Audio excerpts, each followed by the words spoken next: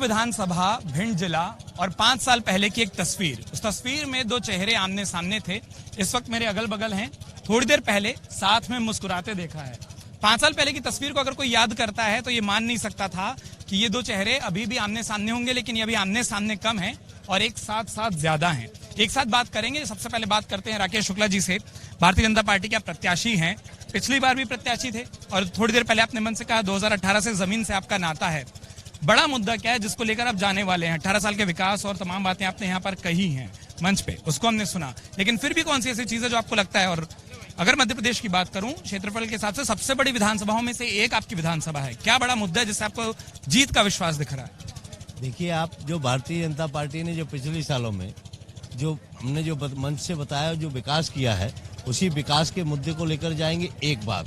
दूसरी बात ये कि हमको पूरा ये दिमाग में लगातार 15 साल से इस क्षेत्र में जो बड़ा हुआ क्षेत्र है ये हमारा, मेहगांव पहले अलग था और बड़े हुए क्षेत्र में लगातार 15 साल से एक दिमाग में नक्शा है। उस नक्शे के आधार पर मैं ये कह सकता हूँ कि जो कमियां हैं उन कमियों को पूरा करने का काम करूंगा। आप कमियों को काम करना पूरा करेंगे। एक बात बताइए, लोग ये कहते हैं और कई लोगों से हमारी बात हुई कि हाँ ठीक है, कमियों को दूर करने का आप काम करेंगे। लोग ये कहते हैं कि मेहगांव कांग्रेस ने नहीं, ओपीएस भदौरिया ने जीता था।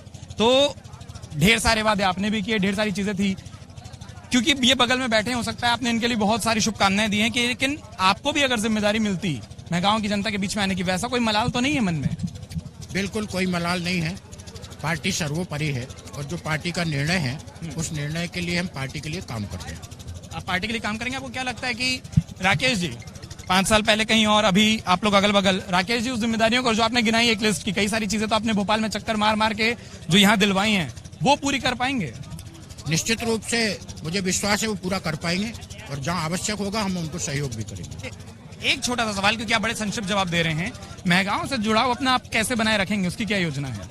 मेरा इस क्षेत्र से कोई राजनीतिक रिश्ता नहीं है, एक दिल का और परिवार का रिश्ता है और वो रिश्ता मैं सदैव कायम रखूंगा। जनता का जो स्नेह मिला है और जनता के साथ जो मेरा जीवंत रिश्ता है वो रिश्ता सदैव कायम रहेगा। आपका रिश्ता कायम रहेगा। राकेश जी, मन से आपने इशारा भी किया था वो माफी मांगने वाली बात का। जो कांग्रेसी आपके जो विरोधी हैं या जो तमाम विरोधी हैं, वो कई सारे बातें कर रहे हैं कि देखो कौन लड़ा था पिछली बार, फिर कौन चेहरा था, फिर कौन लड़ने को आ गया। तो क्या उन सारे आरोपों का जवाब क्या है? उन सारे आरोपों का जवाब देगी जनता और जनता देगी, उसके परिणाम निकलेंगे, वो सबको देखने को मिलेंगे। एक चीज, क्योंकि जो मंच पर कही गई वो हो सकता है लोगों तक ना पहुंचे, माफी मांगने वाला प्रकरण जो आपने कहा कि वो क्या था, वो जरा बताएंगे? नहीं, हमसे कुछ लोगों ने 2-4 दिन से ये कहा है कि ऐसे कुछ लोग ऐसी चर्चा कर रहे थे कि कुछ माफी आपी की चर्चा, ऐसी कोई विषय नहीं है।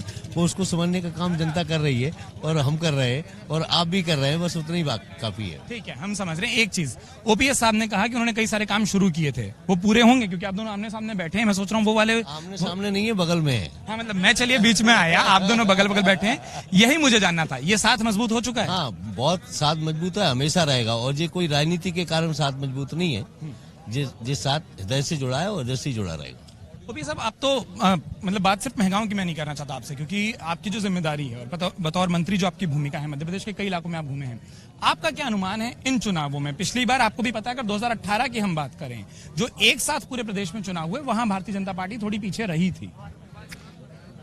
इस बार हम पूरी तरह आश्वस्त हैं। भारतीय जनता पार्टी की सरकार बनने वाली है और अच्छे बहुमत के साथ मध्य प्रदेश में हम सरकार बनाने वाले हैं। कोई संख्या अगर आप बताना चाहें, क्योंकि मैं वापस कह रहा हूँ, पूरे मध्य प्रदेश में संख्या स्पष्ट नहीं कह सकता, लेकिन स्पष्ट बहुमत मिलेगा और पूरे बहुमत के साथ हम सरकार बनाएंगे। अच्छा, एक चीज और बता दीजिए, क्योंकि कुछ चीजों में ना आपको बड़ा मतलब ये माना जाता है कि वो योग्यताएं आप में हैं। क्या कोई और लोगों को और साथियों को बुलाने की जरूरत इस बार पड़ेगी क्या मध्य प्रदेश की राजनीति में?